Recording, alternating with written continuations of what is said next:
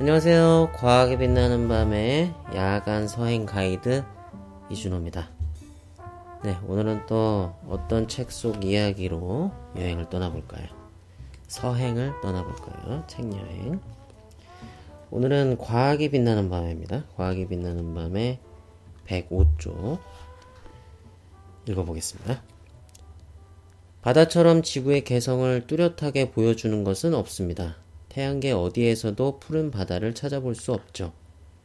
다른 행성들은 기껏해야 얼음이 존재하거나 땅속 깊은 곳에 녹은 물이 있을지도 모른다고 추측할 뿐입니다. 지구처럼 땅 표면에 깊이 수백, 수천 미터나 되는 엄청난 물이 가득 찬 곳은 없습니다. 이 푸른 바다에서 생명체가 탄생했고 지금도 바다에 의지해 많은 생명체가 살아가죠. 소중한 바다는 왜 지구에만 있을까요? 네, 이 지구에만 있는 저 바다가 왜 지구에만 있는지에 대해서 여기 이제 여러 가지 조건들을 제가 설명을 했었는데, 일단 태양하고 지구가 적절한 거리에 있어야 되죠. 너무 가까워도 안 되고, 또 멀면 너무 추워지니까 그래도 안 되고, 가까우면 또 너무 뜨겁고, 그 다음에 이 행성의 크기도 중요하고요. 그리고 판 구조, 우리 이제 지각이 막 돌아다니잖아요. 뭐 대륙판, 뭐 해양판 이래가지고 그렇게 막 순환하면서 움직이는 그런 판 구조도 바다가 존재하는 데 있어서 중요하고, 하여튼 여기서 제가 이야기하고 싶었던 거는 이렇게 액체 상태의 물이 지구에 존재한다는 게 정말 쉽지 않다. 까다로운 조건을 충족해야 된다. 이거에 대해서 이제 말씀을 드리고 싶었던 건데, 자, 이걸 소재 삼아서 우리가 또 여기저기 여행을 떠나볼 수 있습니다. 액체 상태의 이 물의 소중함. 첫 번째 여행지는 천국과 지옥이고요. 두 번째 여행지는 아프리카의 말리라는 나라에 그 황금의 엘도라도라고 불렸던 아주 신기한 도시가 있어요. 거기도 이제 여행을 떠나볼 수가 있고요. 그리고 거기를 좀 주로 살펴보고, 그다음에 이제 니제르 강가에서 그 아프리카 말리의 전통 음식도 한번 먹어보고요. 그리고 오늘은 이벤트도 좀 있습니다. 제가 연말을 맞이해가지고 연하장을 좀 보내드리려고 하는데, 그거에 대한 설명도 이제 마지막 부분에 좀 해드리도록 하겠습니다. 자, 그럼 첫 번째 여행지는 천국과 지옥. 뭐 종교에서 말하는 진짜 천국과 지옥은 아니고 우리 태양계에 있는 천국과 지옥입니다. 이 천국과 지옥을 태양계에서 가르는 어떤 그 기준이 있어요. 이게 있으면 천국이고, 이게 사라지거나 뭐 다른 형태로 변하거나 하면 지옥입니다. 그게 바로 뭐냐면 물방울이에요, 물방울. 이 물방울이 존재할 수 있는 곳이 바로 천국이에요. 사람 기준에서 그렇다는 얘기입니다. 자, 한번 우리가 손가락 위에 물방울이 있다라고 생각해보고, 귀여운 물방울이 하나 손가락 위에 떨어져 있는 거예요. 자, 그럼 이제 천국으로 한번 가보겠습니다. 자, 여기는 천국입니다. 이곳에서 물방울이 존재할 수가 있어요. 어딜까요, 여기는? 뭐 다들 짐작을 하셨겠지만 바로 지금 우리가 살고 있는 지구입니다. 이곳이 바로 천국이죠. 뭐 이게 왜 천국이냐? 뭐 그냥 맨날 우리가 바쁘게 살고 있고 뭐 그렇게 즐겁고 행복하지도 않은데 이게 무슨 천국이냐라고 생각하실 수도 있는데, 비교를 해보면 천국이라고 분명하게 느낄 수가 있습니다. 이 물방울이 여기서만 존재하고 이제 다른 데서는 싹 사라져 버리거나 없어져 버릴 수가 있어요. 자, 그럼 한번 비교를 해볼까요? 자, 이번엔 지옥을 한번 가보죠. 자, 이곳은 바로 수성입니다. 수성. 태양 바로 앞에 있는, 가장 가까이에 있는 행성이죠. 이것은 태양빛이 이제 내리쬐고 있는 곳, 정말 최고로 온도가 올라가면은 426도까지 올라갑니다. 태양이 엄청나게 커요. 지구에 비해서 훨씬 더 가깝기 때문에 그곳에서 바라보는 태양은 정말 하늘에 훨씬 더 크게 보이겠죠. 자, 이곳에 있는 물방울은 어떻게 될까요? 순식간에 끌어올라서 사라져 버리겠죠. 워낙에 뜨거운 곳이니까. 그리고 물방울을 보고 있는 우리도 위험합니다.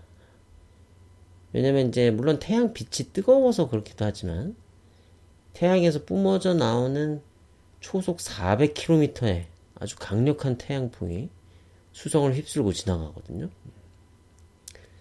이 태양풍에는 아주 강력한 에너지 물질들이 들어있어요. 그래서 굉장히 위험하죠. 이것들 때문에 만약에 이게 피부에 곧장 닿게 되면은 피부암 같은 이런 것도 걸릴 수가 있고 되게 위험한 물질들이 이 태양풍에 실려서 막 쏟아져 내립니다.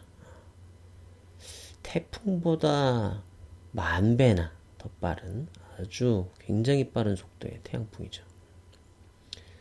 지옥이죠. 물방울은 존재할 수도 없고 지구가 훨씬 낫죠. 자, 그럼 두 번째 지옥으로 또 한번 가보겠습니다. 자, 이곳도 굉장히 뜨거운 곳입니다. 근데 이곳의 뜨거움은 뭐랄까, 앞에서 이제 수성의 뜨거움은 어떤 직사광선의 뜨거움이라면 이곳의 뜨거움은 정말 그 푹푹 찌는 뜨거움이에요. 압력도 굉장히 강하고 여기 있으면 그냥 다 온몸이 다 쪼그라들어서 죽어버릴 수도 있겠죠. 어딜까요? 바로 두 번째 행성 금성입니다. 금성은 그래도 이제 수성보다는 태양에서 훨씬 떨어져 있긴 한데 이것도 만만치 않은 불지옥이죠. 아주 굉장히 진한 공기에 꽉꽉 둘러싸여 있어가지고 엄청나게 뜨겁죠. 이제 쉬운 비유로 치면은 뭐 수백 겹의 이불에 둘러싸여 있다 이렇게 보시면 될 것 같아요. 온도가 기온의 그 열이 빠져나가기가 굉장히 힘들어요. 대기의 밀도가 너무 높아가지고 지구의 뭐 100배는 될 거야 아마 그 기압이 100기압인가 그럴 거예요. 이런 곳에서 이제 뭐 물방울이 당연히 압력 때문에도 존재할 수가 없겠죠. 더워서도 존재할 수 없겠지만 정말 살 수가 없는 곳이고. 그러면 이제 세 번째 지옥으로 또 한번 떠나보겠습니다. 자, 이곳은 좀 썰렁한 곳이에요. 금성에 비하면 춥고 바로 요새 뭐 한참 탐사선이 많이 가고 있는 화성입니다. 여기는 이제 금성과 다르게 공기가 너무 밀도가 낮아요. 별로 없어요. 그래가지고 지구의 100분의 1 정도밖에 안 됩니다. 금성은 100배인데 여기는 지구의 100분의 1밖에 안 되죠. 아주 정말 얇은 정말 있으나 마나한 듯한 그런 이불을 덮고 있다라고 생각해 보시면 될 것 같아요. 그래도 뭐 낮에는 햇빛 덕분에 한 20도 정도까지는 올라가긴 하는데 밤이 되면은 영하 70도까지 내려가고 정말 가장 추울 때는 영하 140도까지도 내려가는 뭐 이 정도면 뭐 일교차가 100도예요. 우리 뭐 2, 30도만 일교차 나도 엄청나게 일교차가 많이 난다고 하는데 굉장히 추우니까 춥고 썰렁하니까 뭐 물방울이 존재하기 힘들겠죠. 대부분의 물은 다 얼어붙어 있습니다. 땅 속에 다 얼어붙어 있어요. 그래서 이제 세 번째 지옥은 얼음 지옥이었고요. 춥고 썰렁한. 자, 그러면 이제 네 번째 지옥으로 또 떠나볼까요? 네 번째 지옥은 폭풍 지옥입니다. 목성인데요. 목성은 그냥 전체가 다 폭풍이에요. 그냥 폭풍으로 다 둘러싸여져 있어요. 굉장히 두꺼운 구름으로 뒤덮여 있고, 뭐 워낙에 두꺼워가지고 뭐 그 안에 지구가 막 몇십 개 막 들어갈 정도로 거대한 폭풍으로 둘러싸여져 있죠. 우리 대적반이라고 그래가지고 이렇게 붉은색으로 아마 목성 사진 보면은 대부분 이게 찍혀 있어요. 그래서 이 대적반이라는 그 폭풍 구름은 지구가 한 3개 정도 들어갈 만큼 그 안에 아주 거대한 폭풍이죠. 이 폭풍은 없어지지가 않아요. 최소 몇백 년은 됐을 거라고 합니다. 몇백 년 동안 이게 사라지지 않는다. 참 대단한 거예요. 그냥 하나의 구름인데 어느 정도 막 흩어지고 주변이랑 섞여가지고 없어질 만도 한데 섞여 들어가지 않고 어떻게 그렇게 오랫동안 존재할 수 있지? 좀 신기합니다. 하여튼 이 소용돌이 구름 속에서는 뭐 초속 100m 넘는 아주 강력한 바람이 불고 있죠. 뭐 지구 태풍에 비하면은 이것도 뭐 5배, 4배 이상 아주 빠른 폭풍이 바람이 휘몰아치고 있는 거죠. 근데 이제 구름 자체도 유독해요. 지옥에 걸맞게. 지구의 구름은 뭐 기껏해 이제 물이지만 여기에 구름은 이제 메탄, 암모니아 이런 아주 유독한 가스로 이루어져 있죠. 굉장히 또 차갑고요. 이런 곳에서는 이제 물방울이 어떻게 되겠습니까?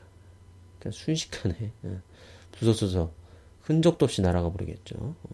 추워서 뭐 얼어붙어 버릴 수도 있겠지만 워낙에 바람이 세니까 사람이 살 수 없는 건 당연한 일이고. 자, 그러면 이 폭풍 지옥을 떠나서 이번에는 또 5번째 지옥. 여기는 겉으로 보면 예뻐요.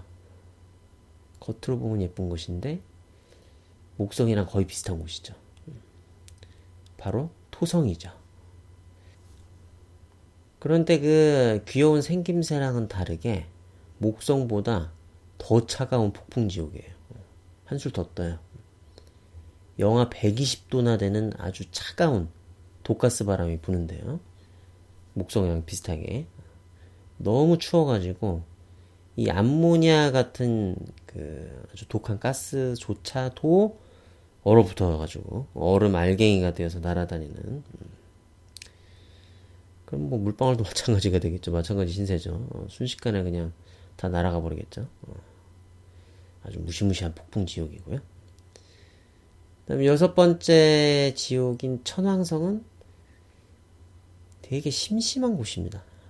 아주 어둡고 아주 심심하고 어둡고 다 그냥 얼어붙어 있는 얼음 지옥이죠.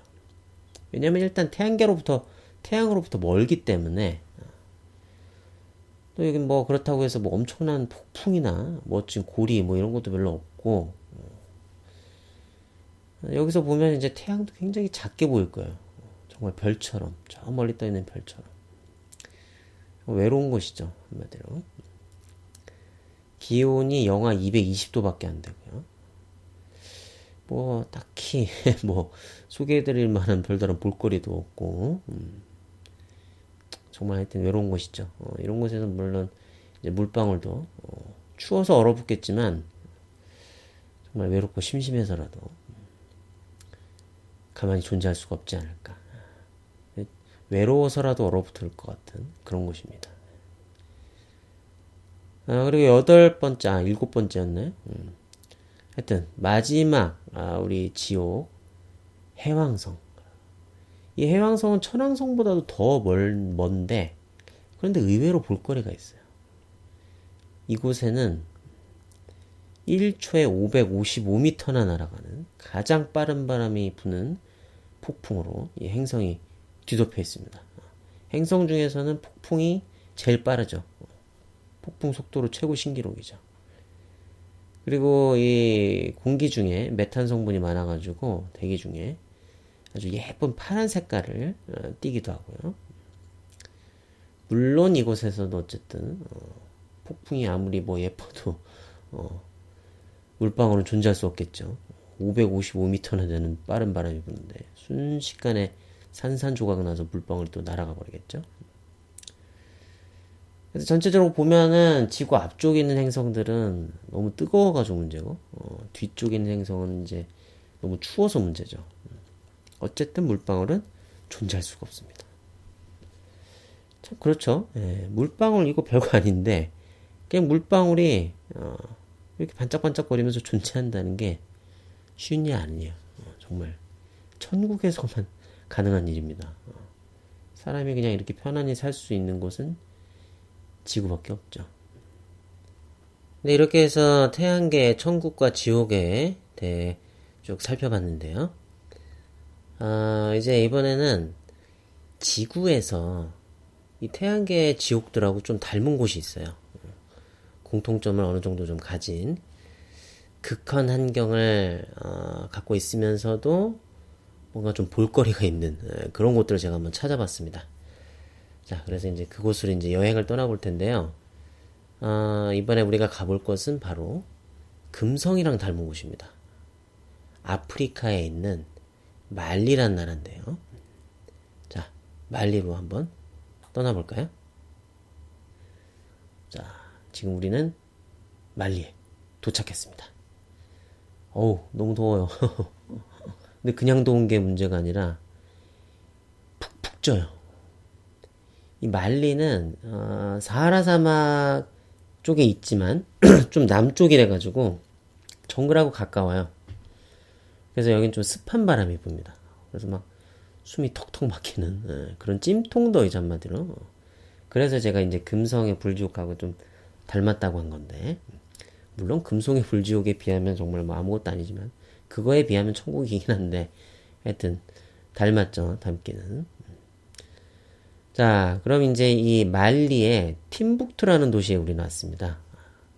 우리 눈앞에는 건물들이 있는데 이 건물들이 그냥 건물, 우리가 이제 시멘트로 지어진 그런 건물이 아니라 진흙으로 지어진, 붉은 진흙으로 지어진 건물들이에요.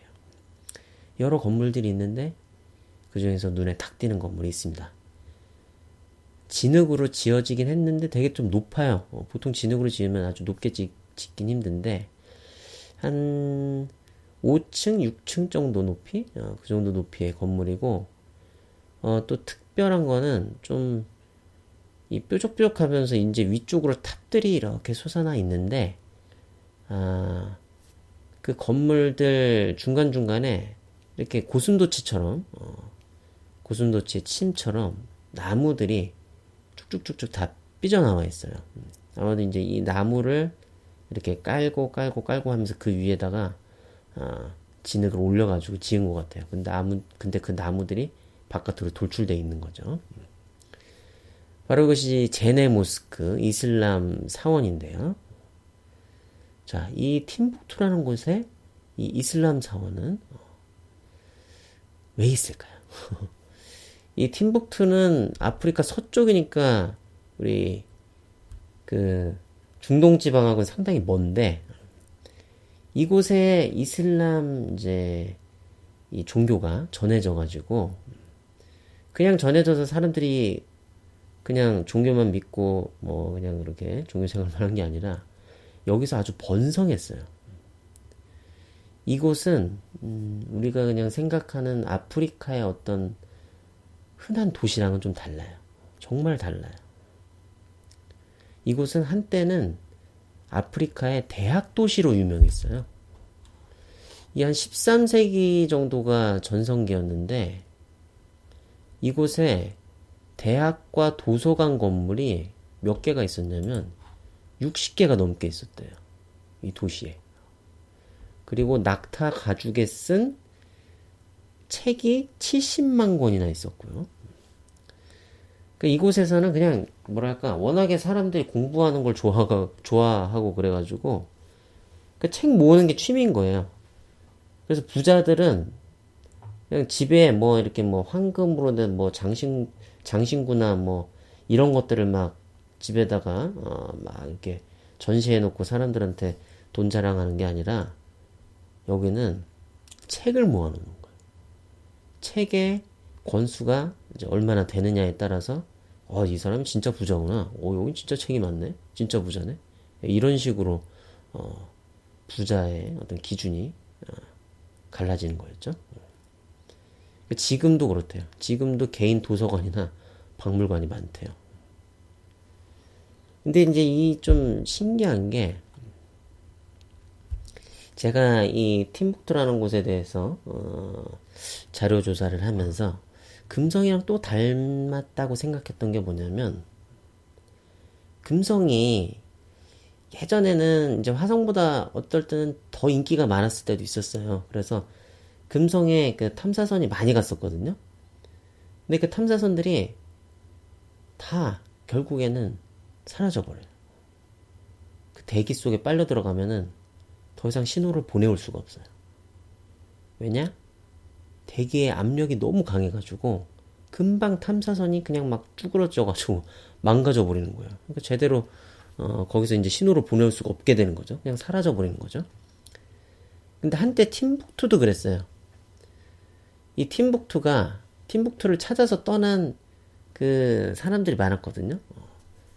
여기가 황금의 도시 엘도라도 뭐 이런 식으로 그런 비슷한 느낌으로 막 유럽 사람들한테 알려졌었어요. 한때는. 그래가지고 나는 팀북투를 찾아 떠나겠다 하면서 사람들이 막 이제 떠났는데 못 돌아오는 거예요. 물론 이제 사하라 사막을 건너고 막 이제 워낙에 먼 길을 가야 되니까 돌아오기 힘들었겠지만 찾지 못하고 계속 사라져 가면서. 그래서 한때는 나는 아주 먼 곳에 간다 라는 말이 그냥 나는 팀북투로 간 거야. 갈래. 난 팀북투로 가겠어. 그러면 그게 그냥 어떤 고유명사처럼 나는 먼 곳으로 간다. 이런 뜻으로 통용되기도 했었다고 합니다. 근데 왜 여기에 황금이 많다고 소문이 났었냐면 그 13세기 그 전성기 때 이 말리 왕국에 팀북투에 사는 칸칸 무사라는 왕이 있었는데 이 사람이 메카로 이제 성지 순례를 가려고 쭉 가다가 이제 카이로에 들른 거예요. 근데 카이로에 들러가지고 자기가 갖고 있던 황금을 팔았는데 워낙에 많은 황금을 팔아가지고 금값이 폭락할 정도였대요. 이 팀북투라는 도시에 니제르 강이 흐르는데 그쪽에 이 황금 뭐 이렇게 금을 캘 수 있는 금맥 이런 게 있었나 봐요. 그래가지고 금이 정말 어마무시하게 많았나 봐요. 그래서 이제 그 카이로에 와 있던 그 베네치아 상인들이 난리가 난 거죠. 와, 저 사람이 사는 저 칸칸부사라는 사람이 사는 팀북투에 엄청난 황금이 있나 보다. 진짜 엘도라도가 되는 거죠, 한마디로. 그래서 소문이 이제 한참 나기도 했었고, 그 또 하나가 그 중세 시대 유럽 상인들이 그 북아프리카 쪽에 이제 많이 이제 진출을 해 있었는데 거기에 이제 이슬람교도들 이제 집에 들어가가지고 이제 보면은 막 방에 막 황금 장식이 있고 막 상아랑 보석 막 이런 게 막 장식이 돼 있는 거예요. 너무 멋진 이제 그런 장식물들이 있으니까 도대체 이런 거 어디서 구했어요? 막 물어보는 거죠. 그러니까 이건 팀북투에서 가져왔어요. 팀북투에서 구한 겁니다. 하나같이 다 이렇게 대답을 했대요. 그러니까 더 이제 궁금증이 생기는 거죠. 나 진짜 저기 가봐야겠다. 저기 가서 뭔가 물건을 팔든지 해가지고 이걸 가져와야겠다. 이런 생각이 당연히 들겠죠. 그래서 떠나면 소식이 없어. 그렇게 사라져 버리는 거죠.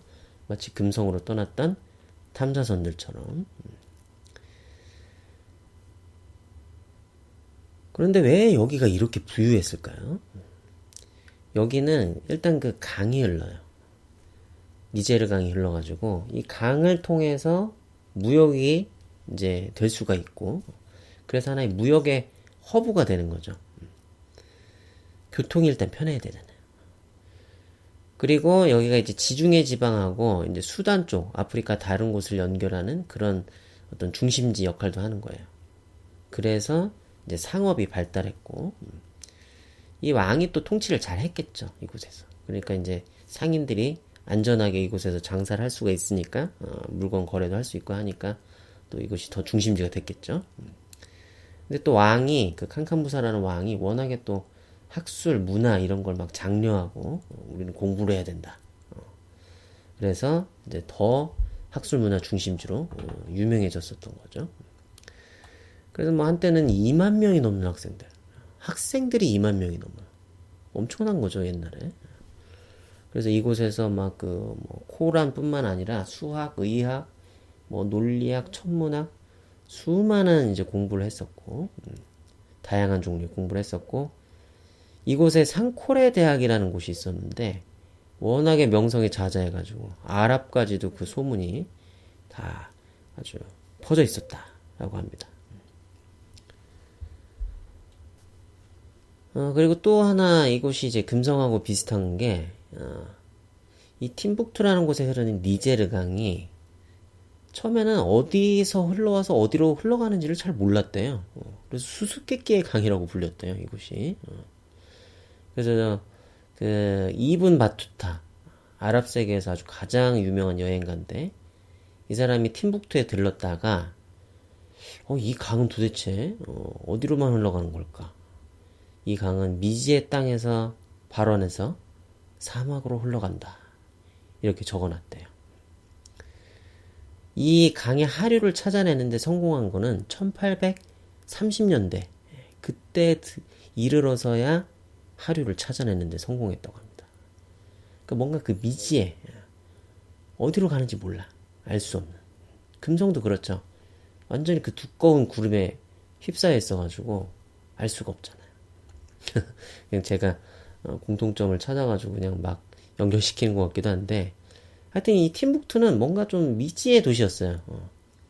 최초로 유럽에 알려진 것도 1828년이에요. 그 전까지는 정말 미지의 도시였죠. 금성이 그랬던 것처럼. 그리고 또 이 금성이랑 비슷하다라고 생각했던 게 그 팀북투란 영화가 있더라고요. 그 영화 내용을 보면은 이게 좀 슬픈 영화예요. 그 이슬람 원리주의에 짓눌려가지고 말리 사람들이 고통받는 그런 것에 대한 이제 내용인데 그런 내용의 영화인데 그 이슬람 원리주의가 여기를 이제 지배하다 보니까 좀 극단적이죠. 그러다 보니까 이제 술도 못 마시고 춤도 못 추고 제가 가장 좀 가슴 아팠던 게 뭐냐면 축구도 금지해 버렸어요. 그냥 사람이 재미있는 거를 좀 못 견디는 건가? 예, 하여튼 축구를 금지해가지고 아이들이 이제 축구에 대해서 알긴 알아요. 그 전에 이제 이슬람 원리주의에 의해서 지배되기 전에는 축구를 했었으니까. 근데 이제 축구를 못 하니까 공이 없이 축구를 한대요. 그래서 축구를 하는 척만 하는 거죠. 막 태클도 하고 뭐 골키퍼가 뭘 막는 척도 하고 막 소리도 지르고 뛰어다니기도 하는데 축구 공이 없어요. 참 슬프죠. 참 여기에 이제 짓눌려가지고 산다라는 게 마치 금성이 그 두꺼운 대기에 그 뜨겁고 두껍고 답답한 밀도가 높은 대기에 짓눌려 있는 것처럼 이곳의 사람들도 그렇게 사는 게 아닌가 라는 생각도 했고요. 지금도 그래요. 이게 뭐 이렇게 나아질 기미가 잘 보이지가 않고 여기 뭐 하도 이제 뭐 테러 단체도 있고 그래가지고 이슬람 원리주의 테러 단체도 있고 그래서 그 외국에서 특히 이제 프랑스군이 가가지고 뭐 도와주기도 하고 했는데 이것도 쉽지가 않나 봐요. 막 자꾸 쿠데타가 일어나고 그래가지고 1년 동안 쿠데타가 2번씩 막 일어나고 막 그리고 또 이제 쿠데타로 들어선 정부도 민주정부를 세울 생각도 없고 뭐 선거도 더 이상 하지 않고 그러니까 프랑스군도 더 이상 뭐 도와주긴 좀 쉽지 않을 것 같다 그러면서 이제 뭐 다는 아니더라도 상당히 많이 철군도 하고 좀 손을 떼는 듯한 그런 분위기도 있는 것 같고요. 하여튼 시민들만 불쌍하죠. 하여튼 일이 잘 해결돼서 우리 아이들이 행복하게 하여튼 참 즐겁게 살았으면 좋겠는데 제일 즐거울 텐데 그렇습니다. 그래서 오늘 팀북투 아프리카에도 이렇게 정말 문명이 발달한 이런 도시가 있나 싶었는데 참 신기한 곳입니다. 자, 그럼 오늘은 또 어떻게 이 세상을 다르게 볼 수 있는 계기를 만들어 볼까요? 물방울. 그렇죠. 아까도 이제 물방울을 통해서 태양계의 천국과 지옥을 나눠봤었는데요. 우리 주변에 물방울들 많죠. 뭐 비만 내려도 그렇고 뭐 수없이 많은 물방울들로 이루어진 바다도 존재하고요. 지구에는 뭐 강, 호수, 연못 정말 우리 주변에는 물방울들이 아주 많은데 근데 태양계의 다른 곳에서는 이런 물들을 우리가 볼 수가 없죠. 정말 이 지구는 천국인데 다른 행성에 비하면 그런데 이 천국에서 살면서도 사람들이 참 서로에게 상처를 주고 아주 뭐랄까 슬픈 일들을 많이 만들어낸다라는 게 아까 그 팀북투의 영화에서 그 어린 아이들이 축구 공도 없이 축구를 하는 이제 그런 일들 그런 일들은 약과고 이제 더 심각한 일들도 많이 일어나죠. 그런 일들이 일어난다는 게 참 안타깝습니다. 우리가 이 수많은 사람들이 물방울을 보면서 지구가 참 천국 같은 곳이다 이런 걸 깨닫고 그냥 그것 하나에만이라도 좀 감사하는 마음으로 살면은 좀 그런 일들이 덜 일어날 것 같은데 하여튼 여러분들만이라도 우리 주변에서 물방울들을 좀 보시면 아 참 좋다 나는 천국에서 살고 있구나 이런 생각들을 해보시면 좋지 않을까 싶습니다. 자, 그러면 이제 꿈속 여행은 오늘 또 어디로 떠나볼까요? 오늘은 말리 니제르 강가에서 푸렛 야사라는 음식을 여러분들에게 대접을 해드리려고 합니다. 이 음식은 닭 요리인데 매콤한 냄새가 나요. 고추 양념을 했거든요. 고추 양념을 해서 이제 구웠어요. 이 닭을. 그래서 아주 좀 구수하면서도 매콤한 그런 맛이 나는 요리입니다. 이 요리를 여러분들께 찰랑거리는 그 니제르 강가의 그 수많은 물방울들을 보면서 물들을 보면서 우린 참 천국에 살고 있어 네, 그런 느낌으로 또 맛있는 요리도 먹고 그럼 더 기분이 좋지 않을까 싶습니다. 그리고 제가 깜빡하고 또 말씀 안 드릴 뻔했는데 제가 올해는 그 여러분들께 연하장을 보내드려 볼까 생각 중이에요. 뭐 대단한 건 아니고 제가 그 세상의 모든 과학 표지로 한번 해보려고 그림을 그렸던 게 있는데 표지가 되진 못했어요. 근데 제가 그 그림을 좋아해가지고 이번에 한번 카드로 뽑아봤습니다. 그리고 여러분들께 이왕이면 뭐 연하장도 한번 보내드려 볼까 해서 그 해피 뉴 이어 카드를 만들어 봤어요. 근데 그 그림이 조금 제가 완성본 그림이 아니라 그 완성하기 전전 단계의 그림을 제 실수로 뽑아가지고 원래는 이제 그 그림을 보면은 그 그림 가운데에서 어떤 사람이 이제 그 좀 뭐랄까 산 꼭대기 비슷한 곳에서 딱 책을 읽고 있는 그림이어야 되는데 그 책이랑 그 밑에 그 책이 놓여 있는 그 서가 이게 다 빠져버렸어요. 그리고 그냥 손으로 이제 뭘 들고 있는 듯한 그런 이제 그림이 돼버렸어요. 저 지평선 멀리 막 이제 뭐 화산 폭발도 하고 막 그 소행성 떨어지는 이제 그런 그림도 있고 막 이제 하여튼 뭐랄까 이 비키 스토리를 형상화한 그림이에요. 공룡도 한 마리 있고 막 폭포 막 쏟아지는 이제 뭐 그런 그림도 있고 하여튼 제가 보기에는 제 눈에는 멋진 그림입니다. 하여튼 이 연하장을 받고 싶으신 분들은 제가 팟빵 게시판에 팟빵 댓글 게시판에다가 블로그 주소를 올려드릴 테니까 또 유튜브에도 제가 그 주소를 그 링크를 달아드릴 테니까 거기에다가 주소를 남겨주시면 보내드려 보도록 하겠습니다. 이거 방송을 여기까지 듣는 분들이 많지 않을 것 같은데 다들 방송을 듣다 주무시는 분들이 많이 계셔가지고 하여튼 네, 카드를 받고 싶으신 분들은 댓글 남겨주시면 되겠습니다.